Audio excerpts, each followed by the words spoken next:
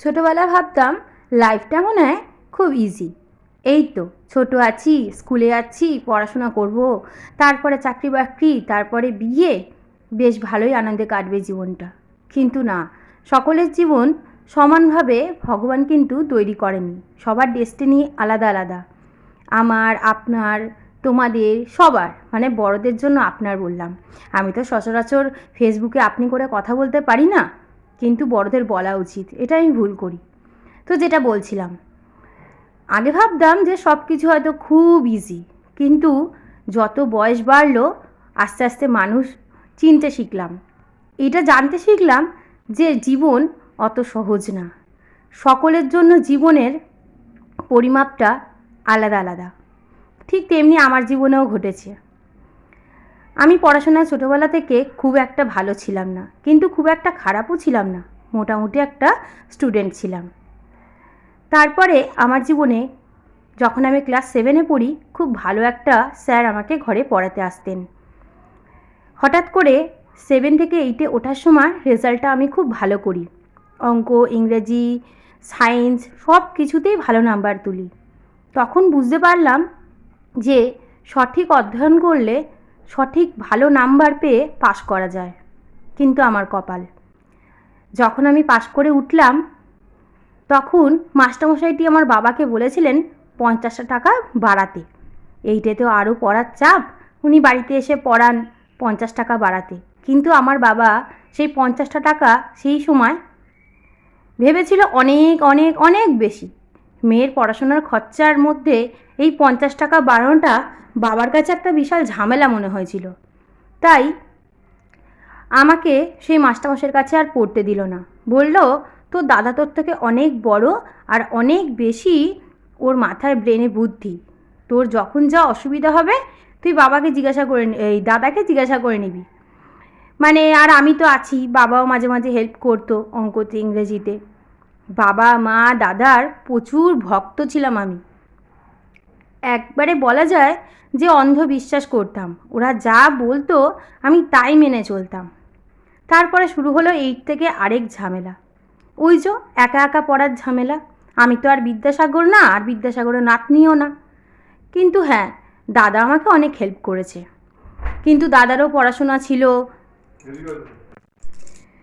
এবার শুরু হলো নানান রকম বিষয়, নতুন নতুন সাবজেক্ট। তখন তো পড়াশোনার প্রচুর চাপ ছিল, কিন্তু অত কিছু আমি জানবো পারবো কী করে একা একা।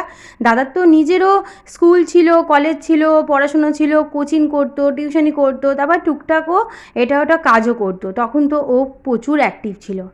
এবার আমার হয়ে গেছিলো সমস্যা, যখন আমি অসুবিধায় পড়তাম বা যখন আমার যেই অঙ্ক, ইংলিশ বা অন্য কোনো সাবজেক্টে অসুবিধা হতো, তখন আমাকে কে দেখাবে। তখন আমি স্কুলের দিদিমণিদের অনেক সঙ্গ পেয়েছিলাম। আমাদের দেশবন্ধু, বেলেঘাটা দেশবন্ধু গার্লস স্কুলে আমি 5-এ ভর্তি হয়েছিলাম। তার আগে আমি ইংলিশ মিডিয়ামে পড়তাম, নিউ ন্যাশনাল হাই স্কুল। তো তখন আমাকে মালবিকা দি হিস্ট্রির টিচার, অনামিকা দি বাংলার টিচার এবং মুন্নি দি জিওগ্রাফির টিচার অনেক হেল্প করতেন। আমি মানে অনেক চেষ্টা করে নিজে নিজে নোট বানাতাম, নিজে নিজেই সব কিছু করতাম, এইভাবে পড়াশোনাটা এগাচ্ছিলাম। মাধ্যমিকে ফার্স্ট ডিভিশন পেয়েছিলাম। কিছুদিনের জন্য মাঝখানে আমাকে কোচিংয়ে ভর্তি করা হয়েছিল, কিন্তু সেটা বেশি দিন তার স্থায়িত্ব ছিল না, কারণ কোচিংয়ের মাইনে দিয়ে আর আমার অটো ভাড়া দিয়ে বাবার মনে হয়েছিল যে এটা বিশাল একটা পাহাড় খরচা। এই জন্য আমাকে কোচিংও ছাড়িয়ে দিয়েছিল। 8, 9, 10 আমি একা একাই পড়েছি, পড়ে পরীক্ষা দিয়েছি। টেস্ট পেপারটা খুব কষ্ট করে আমাকে জোগাড় করতে হয়েছিল। ভাগ্যিস দাদা ছিল, নাহলে হয়তো টেস্ট পেপারটাও আমার কপালে জুটতো না। দাদা বাবাকে বলেছিল যে ওকে একটা টেস্ট পেপার কিনে দাও, ওটা সলভ করলে অনেক কমন প্রশ্ন আসবে। তারপরে টেস্ট পেপারটা কিনে দিয়েছিল, ওই সলভ করতাম। এইভাবেই মাধ্যমিকটা গেল। এবার উচ্চ মাধ্যমিকের ঘটনা বলি। যেহেতু হায়ার ফার্স্ট ডিভিশন পেয়ে আমি স্কুলে পাশ করেছিলাম, তো আমি ফর্ম তুলেছিলাম যে আমি জিওগ্রাফি স্পেশাল সাবজেক্ট রেখে পড়াশোনা করব। মানে আমি প্রথম থেকে আমার ইচ্ছে ছিল আর্টস নিয়ে এগানোর, কারণ আমি জানতাম যে আমাকে সেইভাবে অধ্যয়ন করানো হয়নি যে আমি সায়েন্সের নিয়ে এগাবো। আর কমার্সটা আমার আগাগোড়াই অতটাও ভালো লাগতো না। কিন্তু আমার বাবা কী করলো, আমি যখন ফর্ম তুলে ফিল আপ করে দিয়েছি তারপরে কিন্তু আমার বাবা আবার আমাকে নিয়ে গিয়ে বলল যে আমি সায়েন্সের স্টুডেন্ট ছিলাম, কেমিস্ট্রি অনার্স, তোর দাদা কমার্স নিয়ে পড়াশোনা করেছে, কমার্সে অনার্স করেছে, কিন্তু অ্যাকাউন্টেন্সি অনার্স করেছে, কিন্তু তুই তো আমার মানে ছোট সন্তান, তো আমার ইচ্ছা তুই সায়েন্স নিয়েই পড়, কারণ তোর দাদাও সেই আমার ইচ্ছাটা পূর্ণ করেনি। তো আমি ওই যে আগেই বললাম যে আমি বাবা মা খুব ভক্ত ছিলাম, তো আমি বাবাকে বললাম, দেখো বাবা, আমার তো বেশি তৈরি নেই সায়েন্সের, তুমি তো আমাকে 8 থেকেই একা একা পড়তে বলেছিলে, একা একা পড়ে আমার সেইভাবে বেশ তৈরি হয়নি যে আমি সায়েন্সের মানে সব কোর্স করতে পারবো, মানে সব সাবজেক্টগুলো পারবো। তখন বললো, আমি আছি তোর সাথে, তোর কী চিন্তা, তোর যতগুলো টিচার লাগবে আমি তোকে পড়াবো, আর তুই এত ভালো নাম্বার তুলে পরীক্ষায় একা একা পড়ে তুই পাশ করেছিস, আর তোর জন্য আমি অনেক টিচার রেখে দেবো, সব সাবজেক্টে আলাদা আলাদা টিচার রাখবো, আর তুই ফেল কর না, তুই যদি ফেলও করিস তোকে আমি যতবার ফেল করবি 2বার 3বার আমি তোকে পড়াবো, আমি তো তোর সাথে আছি, তোর চিন্তা কিসের। এবার আমি ভাবলাম, হ্যাঁ, বাবা যখন আমার সাথে আছে আমার চিন্তা কিসের, বাবা বলেছে সায়েন্স নিয়ে পড়তে, বাবার স্বপ্ন যে বাবার সন্তান সায়েন্স নিয়ে পড়ে পাশ করবে, বাবা এটা তো পূর্ণ করতেই হবে। এই বলে আমি ওই ফর্মটা বাতিল করে সায়েন্সের ফর্ম নিয়ে মানে এগিয়ে গেলাম। হ্যাঁ, সায়েন্সের ফর্ম, এই কথাটা কিন্তু বাবার মাথায় নিজের থেকে ঢোকেনি। আমাদের স্কুলে সেই সময় যিনি প্রধান শিক্ষিকা ছিলেন, আমি তার নাম নিতে চাই না, প্রধান শিক্ষিকা ছিলেন সেই বছর আমাদের স্কুলে কিন্তু প্রথম সায়েন্সের মানে সিট শুরু হয়, সায়েন্স শুরু হয়। তো বোর্ডে তো দেখাতে হবে যে স্টুডেন্ট মানে আছে, স্কুলে স্টুডেন্ট পেয়েছে। তো এইভাবে আমাদের যে প্রধান শিক্ষিকা ছিলেন তিনি আমার বাবাকে একটা কল করেন, কল করে স্কুলে ডেকে সমস্ত কিছু একা একটা মিটিং করে বলেন যে ও এরকম ভালো নাম্বার পেয়েছে, ওকে সায়েন্সে দিয়ে দিন, ও পারবে, এই সে স্কুল থেকে পুরোপুরি হেল্প করা হবে। কিন্তু স্কুল থেকে আমি সায়েন্সে যখন ভর্তি হয়েছিলাম আমি কোনো দিক থেকে কোনো রকম হেল্প পাইনি, একটাও হেল্প পাইনি। তো যার জন্য আমার পুরো ক্যারিয়ার পুরো সেখানেই মানে শেষ হয়ে গেছিলো। সেটা এই কথাটা হচ্ছে 2001 সালে আমি মাধ্যমিক পাশ করেছিলাম, আর এই গল্পটা হচ্ছে 2003-এর। 2002 আর 2003 আমার জীবনে সবথেকে বিশাল একটা মানে কি বলবো, দুর্ঘটনাময় একটা জীবন আমার গেছে, খুবই কষ্টকর জীবন গেছে, কারণ আমি কারো কাছে হেল্প পেতাম না। সেই সময় শুরু হলো বাবার ফিনান্সিয়াল প্রবলেমস। বাবা আমাকে কোচিংয়ে ভর্তি তো করে দিয়েছিল, কিন্তু বাবার ইকোনমিক্যাল প্রবলেম চলছিল বলে সেগুলো কন্টিনিউ করতে পারছিল না। তারপর বাবার এই অবস্থা দেখে আমি নিজে থেকেই কুইট করি আর সমস্ত কোচিং ছেড়ে নিজেই একা একা পড়তে শুরু করে দিই।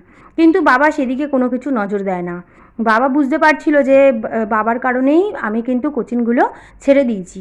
কিন্তু যখন স্কুল থেকেও কোনো হেল্প পেলাম না, ঘর থেকেও কোনো হেল্প পেলাম না, একা একা পড়ে আমি সব কিছু বিষয়ে পাশ করেছিলাম, শুধু ফিজিক্সে কিছু নাম্বারের জন্য আমি পাশ করিনি, সেটা 6 কি 7 নাম্বার হবে, সেই রেজাল্টটা এখন আমার কাছে আছে। তো সমস্ত বিষয়ে আমি পাশ করেছিলাম, ইভেন বায়োলজি, বাংলা, ইংলিশ এগুলো তো কম্পালসারি থাকে, এগুলোতে খুব ভালো নাম্বার তুলেছিলাম, কিন্তু ফিজিক্সে আমি ব্যাক পেয়ে যাই। তো একটা বিষয়ে ব্যাক পাওয়ায় আমাদের স্কুলের টিচার আমার বাবাকে বলেছিল যে আপনি একটু খাতাটা মানে আরেকবার রিভিউ করার মানে জন্য টাকা জমা দিন। কিন্তু আমার বাবা সেই তখনকার দিনে 250 টাকা নিত, 250 টাকা দেয়নি, কিছুতেই দেয়নি। স্কুলে সবার সামনে বলল, না, ও ইচ্ছা করে পড়াশোনা করেনি, এই জন্য ও ফেল করেছে, আমি এর দায় নেব না, পড়ুক না পড়ুক আমার দেখার দরকার নেই। তো বাবাকে আমার দাদা, তারপরে বাড়িতে আমাদের যে প্রতিবেশী কিছু কিছু কাকারা ছিল, অনেক বোঝানোর চেষ্টা করলো যে রতনদা তুমি গিয়ে একটা সাইন করে দাও আর 250 টাকাটা জমা দিয়ে দাও, অনেক সময় এরকম ভুলভাল নাম্বার এরকম দিয়ে দেয়, 4-5 নাম্বার তো কী আছে, ও হয়তো পাস করে যাবে। কিন্তু আমার বাবা কিছুতেই সেই টাকাটা দেয়নি। আর আমি তো বাবার অন্ধভক্ত ছিলাম, আমি ভাবছিলাম যে আমারই দোষ, বাবা যখন বলছে ও পড়াশোনা করেনি, আমি নিজেকেই দোষী ভাবছিলাম। আর তারপরে ব্যাস ওখানেই কিন্তু আমার ক্যারিয়ার শেষ হয়ে গেল। 2003 আমি ডিপ্রেশনে চলে গেছিলাম, 2 বছর ঘর থেকে বেরাতাম না, কারোর সাথে কথা বলতাম না, ইভেন আমি আমার বাবার সাথেও কথা বলতাম না, একই ঘরে আমরা থাকতাম। আগেই বলেছি যে আমাদের ঘরটা কিন্তু খুব ছোট, একটা ঘরের মধ্যেই আমরা মানুষ হয়েছি, কিন্তু আমি আমার দাদা একটা ঘরের মধ্যেই 4 জনের জীবন ছিল। তো এইভাবে আমার পড়াশোনাটা আটকে গেছিলো, পড়াশোনা আমি আর করতে পারিনি। তারপরে একদিন বাবার মনে হলো যে মেয়ের বিয়ে দিয়ে দিই। তো 22 বছর 4-5 মাস কি 6 মাস বয়স হবে তখন আমার বিয়ে হয়ে গেছিলো। তো বিয়ে দেওয়ার সময়ও বাবা আমার ব্যাপারে, আমার ভবিষ্যতের ব্যাপারে কিছুই ভাবেনি, বিয়েটা শুধু দিতে হয় দিয়ে দিয়েছিল। তো আজকে আমার বিয়ে 16 বছর হয়ে গেছে। তো ভালো মন্দ সব নিয়ে আমার জীবন কাটছে। আর এখন আমি গ্র্যাজুয়েট আর এমএ করছি, তোমরা তো জানোই। বিয়ের পরে, মেয়ে হওয়ার পরে আমার মনে হয়েছিল যে না, আমার মেয়ে বড় হয়ে কী বলবে সমাজে যে ওর মা মাধ্যমিক পাস করেছে, এই কথাটা ভেবেই কিন্তু আমি পড়াশোনা শুরু করেছিলাম। আর আজকে আমি পড়াশোনা করছি। আর ভবিষ্যতে আমার কী লেখা আছে না লেখা আছে আমি জানি না। আমি চেষ্টা করে যাব, যতদিন আমার জীবন আছে, যতদিন আমার হাত পা চলবে, যতদিন আমি সঠিক থাকবো। তো আজকে মেয়ের ফরমাইশ ছিল আলুর পরোটা খাবে, অনেক দিন ধরেই বলছে। তো আজকে ফাইনালি আমি আলুর পরোটাটা রান্না করছি, আর খুব ইজিভাবেই মানে রান্নাটা করছি, আর তোমাদেরকে সেটাই মানে আমি দেখাচ্ছি।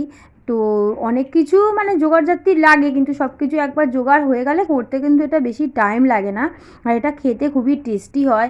এটার সাথে তোমরা পুদিনা পাতার চাটনি খেতে পারো, বাদাম নারকলের চাটনি খেতে পারো, সস দিয়ে খেতে পারো, বাটার দিয়ে খেতে পারো। ইভেন আমি তো টক দই দিয়ে খেতে খুবই ভালোবাসি, কিন্তু আজকে টক দই নেই ঘরে। পনিরের তরকারি করেছি আর বাটার আছে, তো সেই দিয়েই আজকে খেয়ে নেবো ভেবেছি। তো এই দেখো রান্নাটা খুবই ইজিভাবে আমি করে ফেলছি। আর হ্যাঁ, পড়াশোনার সাথে সাথে রান্নাবান্না করতেও আমি খুব ভালোবাসি, নানান ধরনের রান্না করতে আমি ভালোবাসি। আর রান্নারও বেশিরভাগই মানে আমি ইন্সপিরেশন পাই আমার মেয়ের থেকে, কারণ ও এটা ওটা খেতে খুব ভালোবাসে, আর ওকে করে খাওয়াতে আমারও খুব ভালো লাগে। তো এই কারণে আমি মানে রান্নাবান্না করি, যাতে ওকে আমি সব কিছু মানে শাক সবজি যত রকম মানে খাদ্য তালিকা থাকা দরকার। বাচ্চারা তো সব কিছু মানে দিলেই বড়দের মতন খেতে চায় না, তো মানে ঠিকভাবে যাতে ওর পৌষ্টিক আহারটা পায়, নানানভাবে রান্না করে ওকে খাওয়াতে চাই, যেটাতে আমি স্যাটিসফাইড মানে মনে করি। তো দেখো মানে পরোটাগুলো কত মানে ফুলকো ফুলকো ধরনের হচ্ছে, একটাও কিন্তু বেলার সময় মানে ফাটেনি। আর দেখো এই যে ভাজলাম তখনও মানে অনেক সফট একটা পরোটা তৈরি হয়েছে।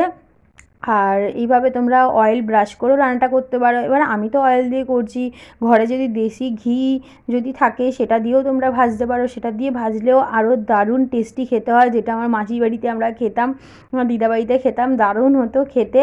তো বেনারসে আমি আমার জীবনে অনেকটা সময় কেটেছে, তো সেই গল্প তোমাদের আরেকদিন শোনাবো যে বেনারসে আমি যখন গিয়ে থাকতাম তখন কীভাবে আমার জীবনটা কাটতো।